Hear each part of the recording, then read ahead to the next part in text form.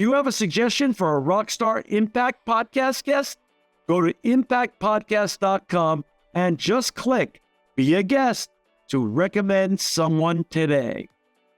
This edition of the Impact Podcast is brought to you by ERI.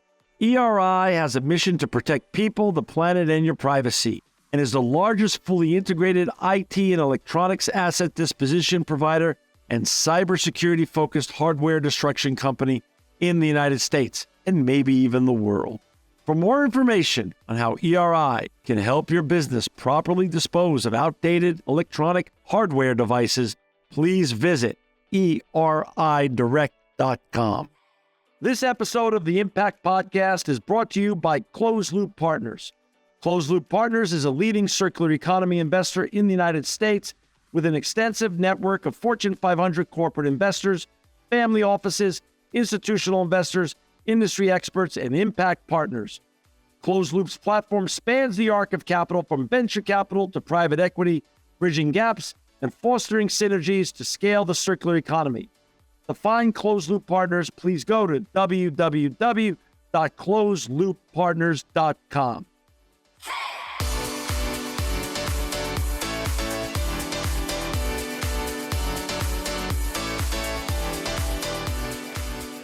Welcome to another edition of the Impact Podcast. I'm John Shigarian, and I'm so honored to have with us today Niki King. She's the VP and Head of Sustainability for the Clorox Company. Welcome to the Impact Podcast, Niki. Thanks so much for having me, John. It's an honor to have you here today, representing such an iconic and important brand. And before we get talking about all the things in sustainability you're doing with your colleagues at Clorox, I'd love you to share a little bit about your background, Niki. Where did you grow up, and how did you get on this journey, and who inspired you along the way? Absolutely. So, I currently live in New Jersey, but, like many of my peers and sustainability professionals, I've really had quite the journey. I mean, if you would have asked me 25 years ago what I would be doing, it certainly wouldn't be this, and nor would I have imagined this roller coaster that my career has been. But I grew up in a tiny town in rural Alabama. We literally had one stoplight and a face in the courthouse window. So that's a true story. You can Google it. It's an interesting one. That's the claim to fame. But I had pretty humble beginnings. We lived very simply. We grew our own vegetables, and that was so that we could have food to eat, not because it was sustainable. In that sense.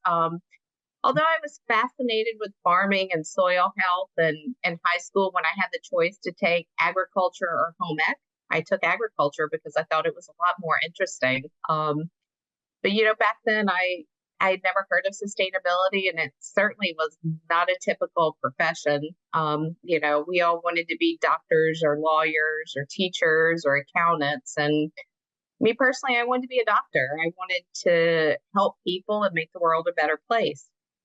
But sometimes life has other plans for you. So I pivoted and I moved to New Jersey a long time ago, back in my early 20s, and I became a paralegal.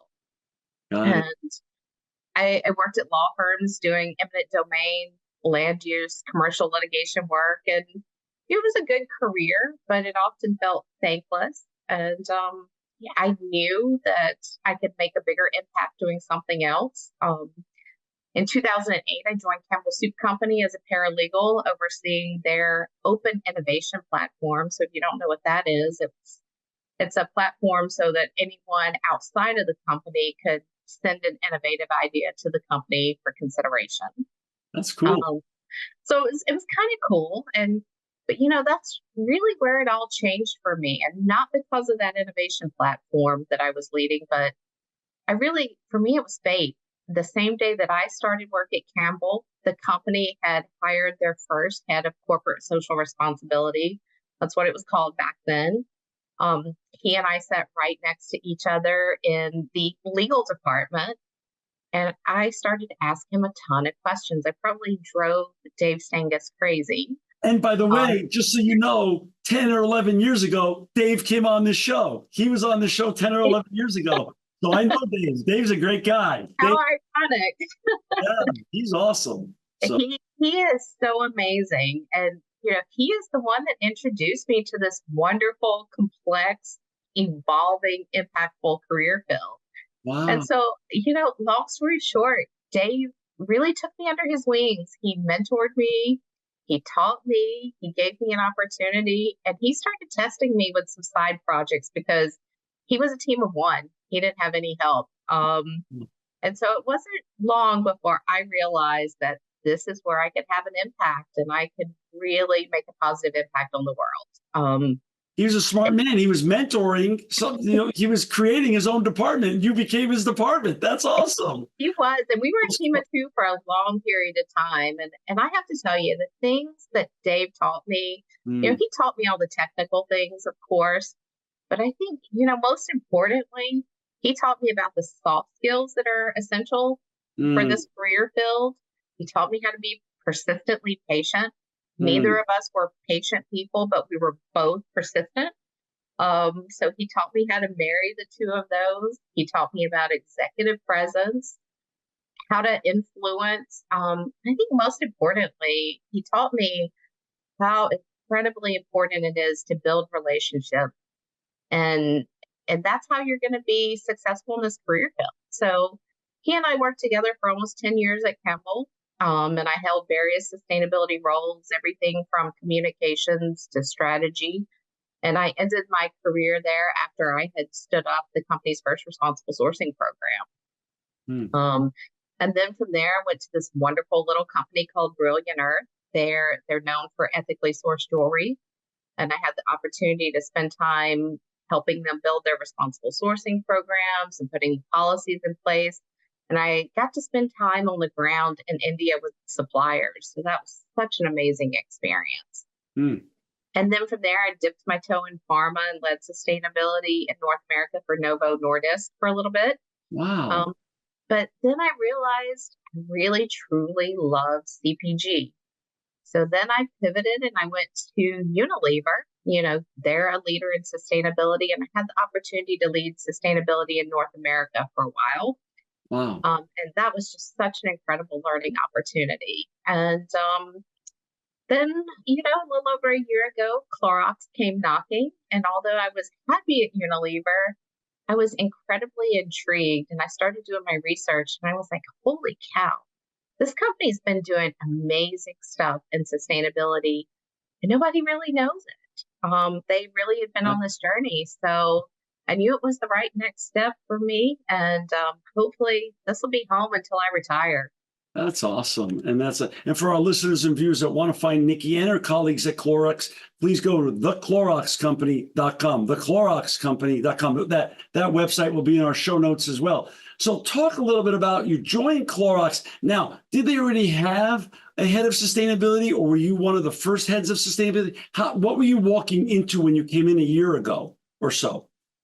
Yeah, so Clorox had never had a full-time head of sustainability, believe it or not. I mean, they had sustainability work integrated into what they were doing since, I think, 2008.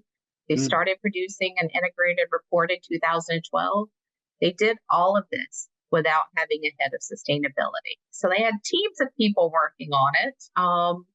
So for me, this was an amazing opportunity to come in and really build upon this amazing journey that had been happening. So many of the people that I get to interview, and I'm so lucky to meet all of you're this, what I call one of the greatest fraternities on the world, the fraternity of chief sustainability officers, chief impact officers, are walking into the proverbial blank page. So how daunting, but how exciting was it for you to come in? Because as you and I know, sustainability can be read narrowly, can be read widely. Same thing with ESG. How daunting it was from you, and did you have an idea of where you wanted to start, or did they give you some parameters, or was it a mixture of both?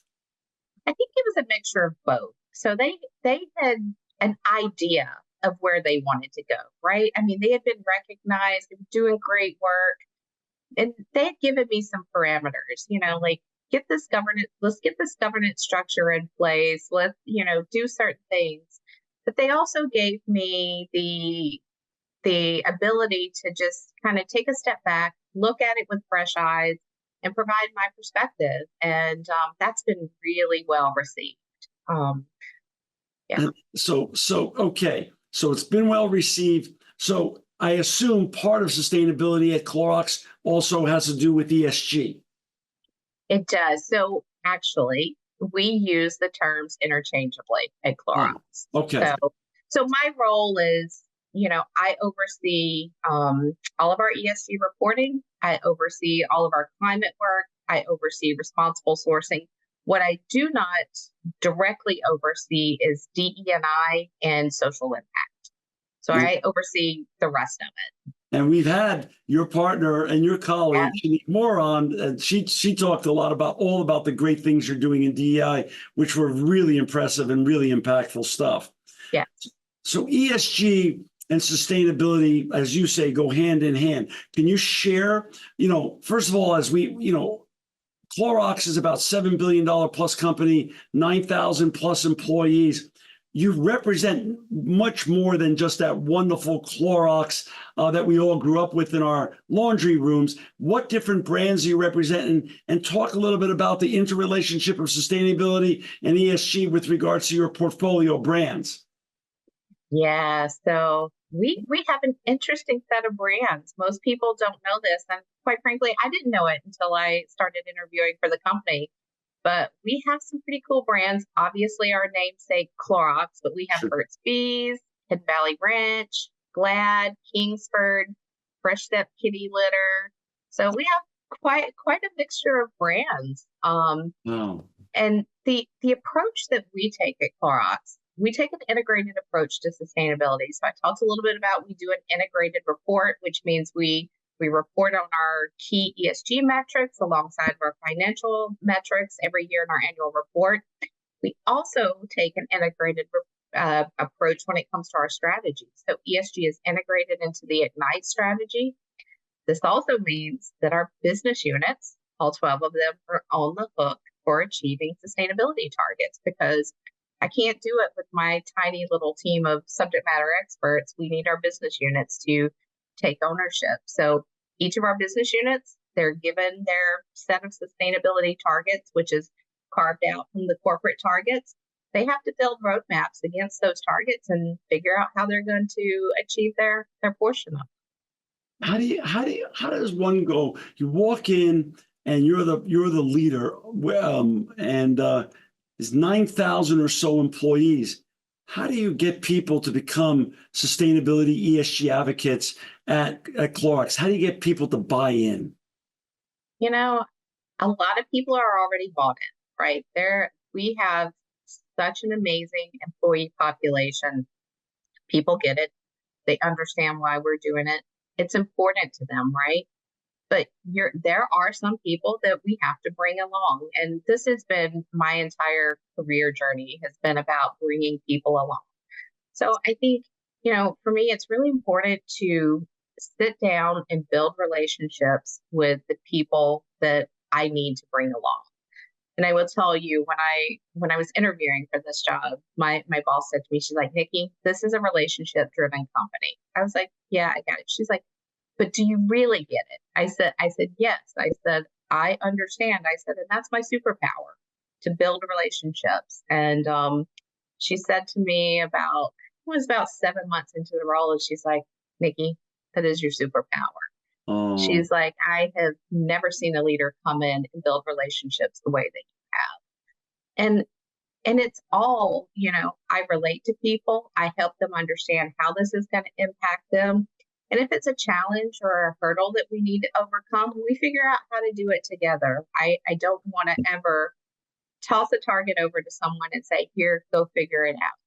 I listened. I spoke with every one of our general managers, and I tried to get a sense of what was challenging for them. And, we had those tough conversations. They told me what they needed from me, and I'm incorporating that. So we had to change some of the ways that we're doing things, but we'll be much stronger for that. When it comes to choosing the original goals that you laid out, where did you start? I mean, obviously, a lot of companies are very concerned with zero waste. Others are being net zero or being decarbonized. Others are regenerative farming when it comes to sourcing the materials for their food type products. You have a mixture of consumer goods. Some of them are edible, such as Hidden Valley Ranch. Some of them are just products we use in our homes on an everyday basis, such as obviously Clorox or Glad Bags, or Burt's Bees is such a great product. So where do you start? And how do you track the progress of some of your key metrics and key goals? Yeah, so we do have an aggressive set of goals. Like many of our peers, we have, I think we have 20 something goals right now. Wow. I will tell you, that will not be the way of the future. We're looking at all of our goals right now, but we have signature goals, which are the most material goals to our business and to our stakeholders. And those really fall in two categories. One is climate. So we have a science-based target, a 2030 target, which we have met. We also have a net zero 2050 target that's undergoing analysis by SBTI right now. So we hope to have that target validated sometime in May. But on our 2030 target, that was to reduce Scope 1 and 2 emissions by 50% and Scope 3 by 25%. And we achieved that target early. So we are tracking this annually, and we're putting resources behind it. The other area is on plastics and other waste. So just like my peers, that is going to be critical for us to, one, achieve our climate targets, but it's just critically important to our stakeholders. So we have pretty aggressive goals from a packaging perspective. We also have a zero waste to landfill goal. And we track that progress annually in our annual report. And for example, on plastics, we were at 88% of our 100% reusable, recyclable, or compostable goal this year. So making progress. Some of them are easier than others to make progress against, but yeah. In terms of the industry, is that your biggest challenge? Is industry specific challenges, or the plastic challenge, or are there others that, I don't want to say keep you up at night, but that you see as the higher hurdles? Yeah, of course. I mean, I think you talked about this profession being like fraternity. I will tell you, it's probably more like a therapy club. That's how I think about it. I mean, we're all therapists to each other, and it's a daily basis. The texts that I have going back and forth with my peers. Right. I mean, we're all grappling with some of these same very tough issues that prevent us from achieving our goals. Whether it's the inability to procure PCR, the cost of materials, very, very small budgets. Niki, you've had a storied career, though. Campbell's Soup and Dave Stanges, Brilliant Earth, Novo Nordisk, Unilever. You've really had a tremendous opportunity to get educated and become so expert across many different platforms. So when you look for inspiration and aspiration now, do you look in your industry, the CPG industry, or do you look out, or is it a fun mixture of both? It's a fun mixture of both. I mean, obviously, we are going to peer benchmark. We peer benchmark all the time to see what our peers are doing. Right. But I think sometimes the biggest aha moments are when I look outside of my industry and I see what others are doing, whether it's pharma or, automotive or any other industry. There's some really innovative companies. And I was at an event a couple of weeks ago that was, it wasn't just CPG, it was quite a few companies. And I had some great takeaways from the electronics industry, for example. So constantly looking at what our peers are doing and trying to learn so that we can be better. If you've just joined us, we've got Niki King with us today. She's the VP and Head of Sustainability for the Clorox Company. To find Niki and her colleagues and all the great work they're doing in ESG and sustainability, please go to www.thecloroxcompany.com. Talk a little bit about the juggling act you do when you think about two things: your retail customers and your external partners. One, retail customers seem to be voting with their pocketbook now more than ever in terms of supporting brands that really do care about the environment, the future, our great planet Earth, etc. And then also your external partners. You've got to bring them along on your vision of the Clorox sustainability ESG journey. Talk about how do you split your time thinking about both groups and individuals, and how do you work with both in terms of messaging and marketing and getting them to buy into your vision, your goals at Clorox? Yeah, it is a constant juggling act. So let's start with retailers, right? Sure. Retailers obviously critical to us. And I will say, in each of these roles, I've worked with the different retailers. We all know which ones are leading from a sustainability perspective, but they put pressure on us. They put pressure on us to perform. They are asking us for our greenhouse gas data. They are asking us to make changes. They are asking us for more sustainable products. So it is critical for us to partner with our retailers. So we integrate sustainability into our meetings with our retailers, and we collaborate on ways to, have some joint initiatives together that will help us both achieve our goals.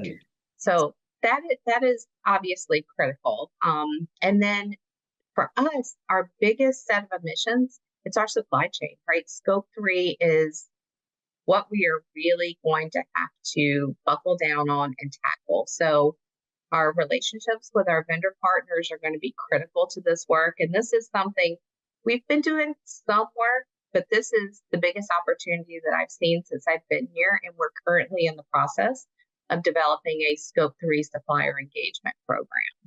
So we'll be rolling that out in the next few months. But we will have some pretty clear expectations in there of our suppliers. Just like our retailers ask us for information, we will be asking our suppliers to provide us with their greenhouse gas data. We'll be asking them to submit targets, and we'll be asking them to make progress against those targets. And those things will become non-negotiable at some point. Beyond the retailers, your retail customers, the man or woman on the street who's buying your great products. Obviously, as you said at the top of the show, Clorox is a much beloved brand. I grew up with it. You grew up with it. Most people grew up with Clorox brand products in their household. How much is the messaging evolving? So, as you said, when you walked into Clorox, you didn't really realize how much they were doing already as part of their DNA with regards to sustainability. Is that messaging to the retail customers around the United States and the world changing as well and evolving to educate the clients more, your customers, on what you're really doing at Clorox? I think there's an opportunity for us and our retailers to educate the consumer a lot more than we do. Yeah. However, just a couple things. The consumer doesn't want to pay more for sustainability. They just expect it. Great point. If you look back 5 years ago, I can remember seeing studies that would say, oh, the consumer is willing to pay 10%, 20% more. That is not true. The consumer just expects you to do the right thing. So as companies, we're all trying to figure out what is the right balance, and we just have to integrate sustainability into everything that we do in a way that doesn't cost the consumer. Understood. So to me, that's just the duty that we have as consumer goods companies. Outside of this United States, how many other, approximately, just roughly, we don't need an exact answer, how many countries is Clorox products being sold in, and where you have employees and executives around the world? Yeah, gosh, how many countries are they being sold in? I would probably say close to 100. I don't know the answer. It's a lot. In terms of manufacturing and production, though, are outside of the United States under you? Does it roll up under you in terms of production, manufacturing, and of course, Scope 3 around the world? So it all rolls under me. Wow. So I am the global head of sustainability. Wow. We are primarily a domestic company, but we do have operations in other countries as well. Wow. And yes, I'm responsible for all of it. Wow. Do you travel, or do you just have counterparts there getting information to you so you can best keep track of it? How does that work, or is it a happy mix of both? I think it's a happy mix of both. There are times when I need to go to our facilities and build those relationships because we're not, getting what we need. Or, I just like being in our facilities and meeting with people and understanding, what their challenges are from a Interesting. sustainability perspective. So it's a mixture of both. Niki, you've been there a year now. Share one or two of your favorite projects or initiatives you've been working on there, and then give one or two that you're working on in the future that you're allowed to share with our listeners and viewers today. Yeah, I mean, I think my favorite project, and this may sound crazy to some people, my favorite project right now is working on the next version of our sustainability data. How do we get our data automated? Got We it. have great data. It's solid data.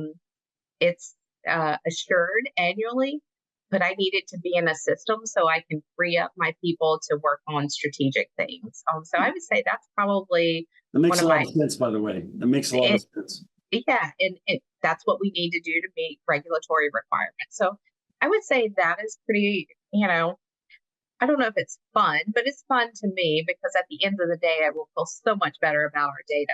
The other cool thing that I did is we really implemented our governance structure in a very solid way. So we've always had some sort of governance, but we have a very, very robust ESG governance structure.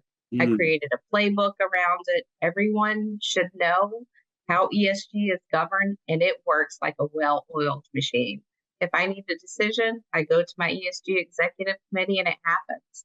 And I don't think I've ever had such a great ESG governance structure in my entire career. So That's awesome. It's one of the greatest challenges that both people like you and others, members of your great fraternity who sit in your seat at other amazing brands across the United States and actually the world, is this, are all the different rules.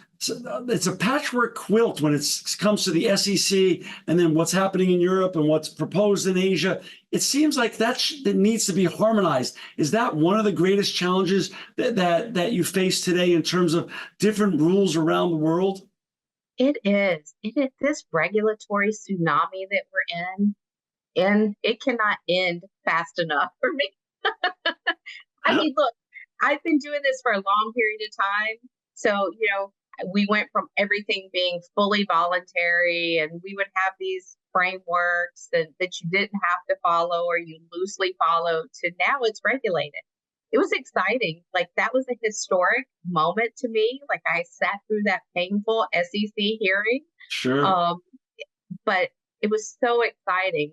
But I do think there's some harmonization that's needed. And I think about things like, one of the things we grapple with now is EPR, or extended producer responsibility. Sure. So it's not happening at the federal level, which would be so much easier. It's happening at the state level. So it's state by state. And everyone has their own idea of what it should look like. And it is confusing, it is complicated, and it is expensive. Oof. Yeah, that is expensive. And that it doesn't, those are the kind of things that need to be really harmonized on a federal Yes, basis.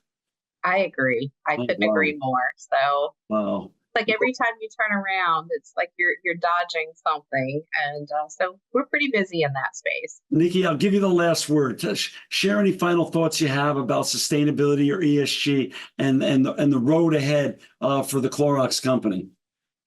Yeah, I mean, I think the road ahead for us is really, I would just say, it's all about focus, right? Mm, We've done great work. We have laid a great foundation. We still have a lot of work to do, but I think the future for us is really about focusing on what our most material issues are for us and our stakeholders, and really doubling down on our efforts to achieve our targets. And that's where we're headed. For our listeners and viewers that want to find Niki King and her colleagues at the Clorox Company, please go to www.thecloroxcompany.com. Niki King, you're a sustainability rock star. And I'm so Uh, grateful for your time today. And I'm more grateful to you and your colleagues at the Clorox Company for making the world a better and more sustainable place. Thank you so much, John. It's been such a pleasure. Thank you for having me. This edition of the Impact Podcast is brought to you by Engage. Engage is a digital booking platform revolutionizing the talent booking industry. With thousands of athletes, celebrities, entrepreneurs, and business leaders, Engage is the go-to spot for booking talent, for speeches, custom experiences, live streams, and much more. For more information on Engage or to book talent today, visit letsengage.com. This edition of the Impact Podcast is brought to you by ERI. ERI has a mission to protect people, the planet, and your privacy, and is the largest fully integrated IT and electronics asset disposition provider and cybersecurity-focused hardware destruction company in the United States, and maybe even the world. For more information on how ERI can help your business properly dispose of outdated electronic hardware devices, please visit eridirect.com.